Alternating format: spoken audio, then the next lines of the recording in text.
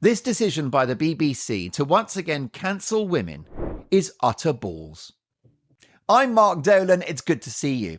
Now, the BBC has compiled a list of 100 of the world's most inspiring women. That's a very difficult thing to do, given there are millions upon millions upon millions of remarkable women on the planet. Start with anyone that's given birth and raised offspring. Anyone that's started a business, won a gold medal, created great art, run government departments, or even a country.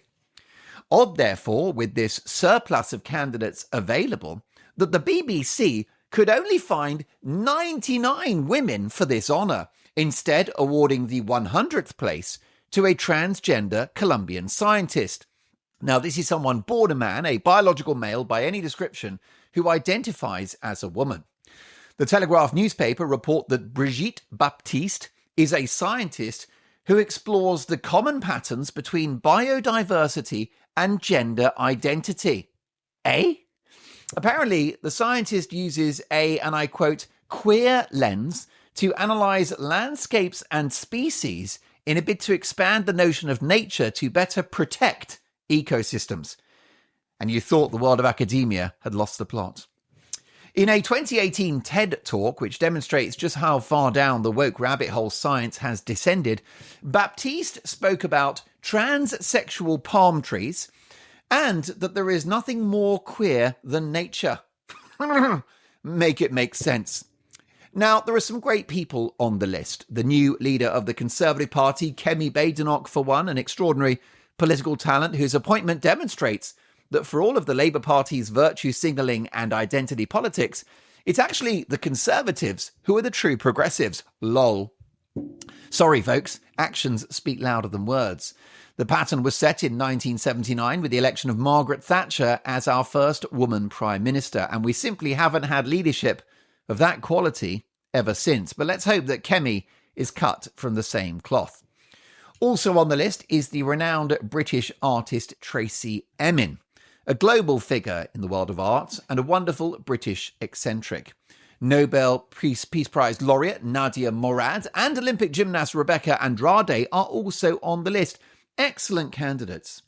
It's odd, therefore, given this glowing list of luminaries, that woman number 100 had to make space for a biological male. And that's progress, is it? I'd love to know which accomplished female scientist, architect, or entrepreneur had to sit on the bench so that yet another man can enjoy the spotlight. This is all a shocking insult, particularly to the British women who pay the BBC licence fee, an obligatory TV tax, for the pleasure of looking at your television. Because these women unwittingly are bankrolling an organisation which seeks to cancel them. Don't forget, this is the same BBC that peddles storylines glorifying women getting double mastectomies to become men. This is the same BBC whose recruitment of trans people has reportedly skewed the statistics around equal pay. This is the same BBC that had to pull out of the radical left Stonewall Diversity Champions scheme with concerns that gender identity ideology was influencing the BBC's training schemes and broadcast content. No shit, Sherlock. This is the same BBC that named Barbara Banda as its Footballer of the Year. But not just Footballer of the Year, folks. Oh, no. It's Women's Footballer of the Year, even though she was withdrawn from the Women's African Cup of Nations for failing to meet the eligibility test of being a woman. Crumbs. Giving this person the top award is basically saying that men are better footballers than women, isn't it? Surely not. Say that in polite company and you'll get cancelled. This is the same BBC that struggled in its reporting of Imaine Khalif, who battered 4 consecutive opponents en route to Olympic gold. This is a boxer I'm talking about, even though she was unable to demonstrate that she was a biological female, which, by the way, is not complicated. It's not testosterone levels. It's not how long your eyelashes are or how pretty your nails look. You are either XX, which is a woman, or XY, a man.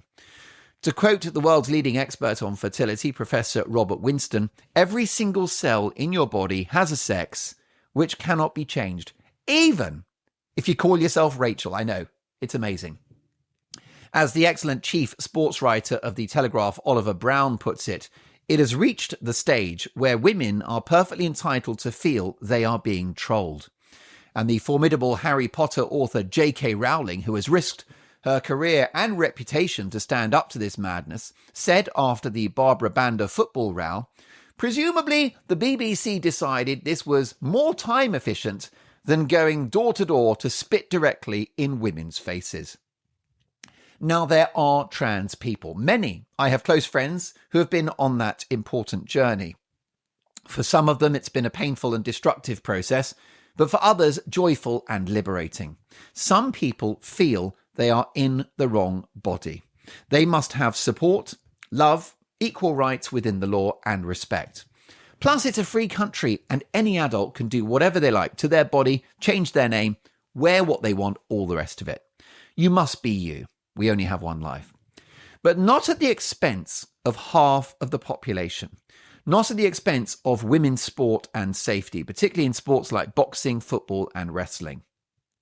Not at the expense of female-only spaces, toilets, changing rooms, prisons, rape crisis centres, hospital wards, all of which have been infiltrated over the years at the hands of this unhinged ideology that says that men are women and that women are men, and if you don't agree, you're a bigot. Well, I'm afraid you're not a bigot, you're stating facts. Scientific reality can be confirmed with a cursory glance at a school biology textbook. Although I wouldn't be surprised if at some point woke censors will seek to have those books burned, given that they contradict this bizarre and dystopian and frankly ungodly scripture. It certainly isn't science, it's not reality, which is why it's a shame that the BBC, a globally respected news-gathering organisation, should indulge in this fantasy, indulge in this fiction. The pursuit of gender ideology has seen children mutilated, their reproductive organs removed, and placed on puberty blockers, which it has been dishonestly claimed are reversible. They are not.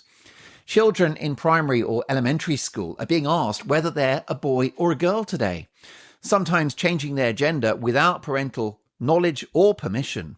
Now, this is grooming of the highest order. It is child abuse, and it ought to be against the law. The heroic Cass Review in the UK put paid to the ridiculous idea that transitioning children is something that could be characterised as gender-affirming care. It is not care. If this is done to a child, it's an assault and a crime. Many gay people consider gender ideology to be homophobic, as it implies that a young boy, for example, who is gender non-conforming, in other words, a little camp, is actually a girl, rather than what he most probably will turn out to be, which is gay. There are concerns that people with mental health disorders and autism in particular are being transitioned as the magical solution to what is in fact a psychological problem, not a gender one. And lesbians are told that they are bigots if they don't want to date a trans woman, in other words, a biological male with a penis.